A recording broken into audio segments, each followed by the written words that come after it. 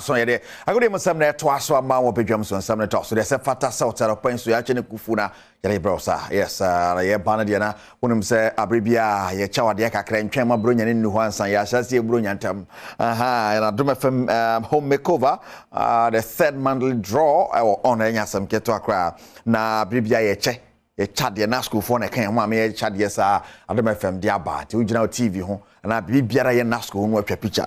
Now they are sending a himwa who say ampa wade ne heavier na ya cha wade enti eno ne send nsam no so si atie or nasco for akache akwa ni ma meka won sem bebre na na de ache o Sergio Mano Chobana pade botwe me producers ya na wakaide na nkasa ka kejwa no where kase edu bori e ba shase the field Olympic Games and matches are draw ekoso no a man from the main man from my IAP so main man of France Burkini by a goal to nil. Argentina it wins 3-1 over Iraq. Ukraine bought Morocco by 2-1 and USA bought New Zealand by 4-1. And we main man the South Africa for Koeno me unsu yi papa ne ade ba ya sha se fa fi main man ho.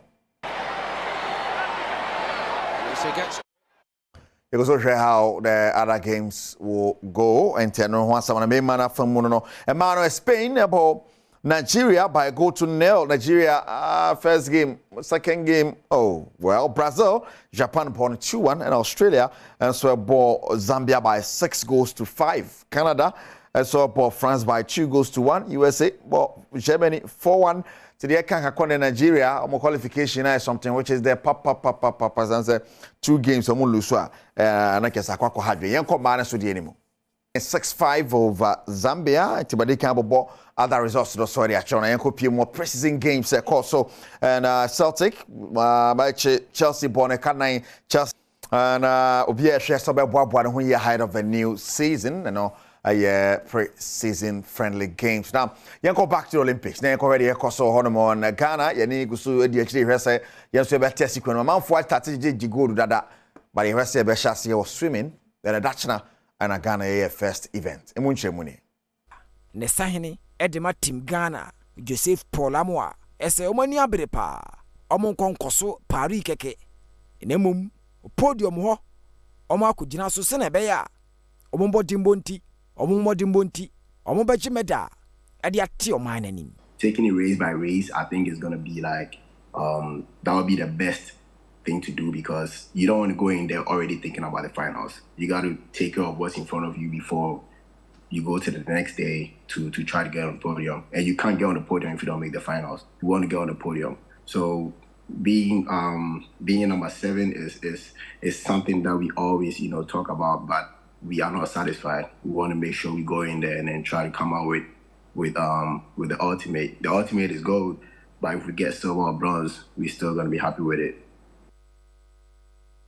Wow, I tell you, Joseph Paul Amoa, and then Adom catch the interest between medal war the Olympic Games here not so papa, but women vogo you bet maybe be channel so mame say the third monthly draw at the Adom FM home makeover and Nasco Kremuno Bastard and Dending on the 2nd of August or Electroland Ghana Ring Road. It's a 1 year draw na yadi and Yama Bibrina at 186 liter bottom freezer and a 50-inch Nasco flat screen television will be so now Nasco product and we picture back can you bisa questions been worked na ye checha onema ko anim sa ne ade yes Adom FM na de sa adwuma de abare enko pie mo no we nsensem na no ada nsensem bi pie ye nuanom bi so mo aye Paralympians na para athletes amko pie mo wo Norway amko akosi akan amko du ye no nipa 11 ye hu ba bi obi afa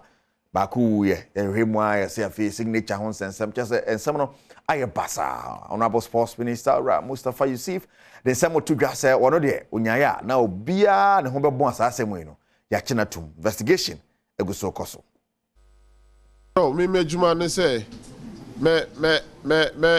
me bo security agencies for no almost so me mo hu say en ade na information om de amame no nkrofo we ABC de yen nim ho hwe ba yen nim say we agency national Paralympic Committee for and I say no more makoye investigation. Omo ye investigation no so mu say omo di fo a omo no metima den Adom atum eno no me need sa capacity no e o me dey baje pa say nka e sanitize this things going on, people impersonating, using people's name, using ministries, using agencies, especially no so ebia ministry ya is. All right, Honorable Sports Minister Mustafa Yusuf na den somewhere to adjust no and to say yes I pinso nano president of the Ghana Paralympic Committee Ramu something in December to say family no I sense mom so mon congress say womo any partner ewu no a so koya womo ama nipa be for abusua pani atuturi ntoma akofo pren wa ama biem abusua no so de abeto dwa say womo nsoma obia so onko abrochire nkoya hwe enti amansam no nsisi so papa ami yanti yeguso de akire hwe de beko na no was sports arena so sansam ye beto mu no de course de Omani ye serious ah. Keso mo pam Mustafa Yusuf. Mo pam no nko di ne MP. With immediate effect. Me say so. Say interview no kro be no. Say press conference no be no. I am not aware.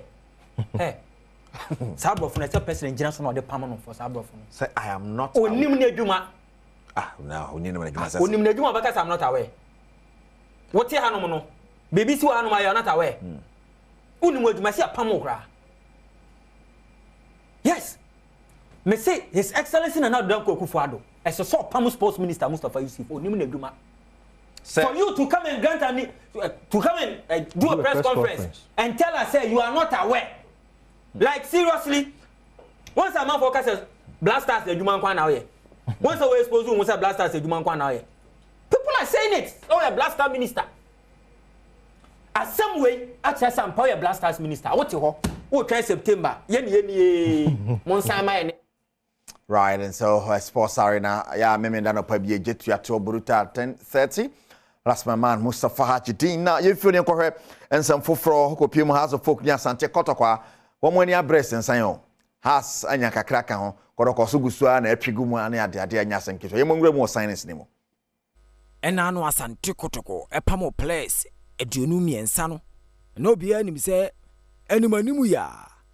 Watoto bi ahihye mu na next season no enema ahyase akoye nanso wato ne boase ena wo yi ne baako na wasensan wonom na watwe awie omo ahyase a omo ta players dodo na adi enkane player e de mabofo akwata no Saka Dauda asante kotoko nsaka no afi abranti a ne din de Patrick Esiedu ono so na no osi akan e de mabrekum Chelsea Prosper Ogumasan abranti a wo besi akan next season e de amakotoko Albert Amoa ono so abeka mrante no ho adi twede sinkrata so kontraje wagya tumu a Mohamed Kamara ono so ye goalkeeper fofra asante kotoko nsaka no ya next season wo begina mu etiama bobokoi omunuanem ha so folk nso omo so nai ena anu akotoko twifa omo so Democracy Cup nase no ehye won pa ne santi Great Olympics goalkeeper Benjamin Asare ene yomasan no bia ni Gold Stars omo former player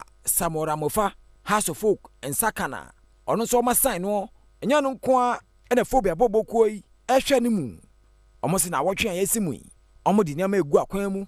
Na players dodo na omo target wo omo no omo sa kan.